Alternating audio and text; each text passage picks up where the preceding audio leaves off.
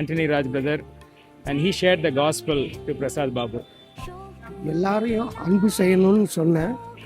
அதைத்தான் அவர் ரொம்ப இதாக பண்ணார். அவங்க ஃபாதர் மதரை பற்றி ரொம்ப நினச்சிட்டு இருந்தார், எப்படி அவங்கள ஃபேஸ் பண்ணுறதுன்னு. அப்போ நான் சொன்னேன், அவங்க உங்கள் மேலே இருக்கிற நிறைய அன்பு வச்சுருக்கனால தான் உங்களை உங்கள்கிட்ட உங்களை எதிர்க்கிறாங்க.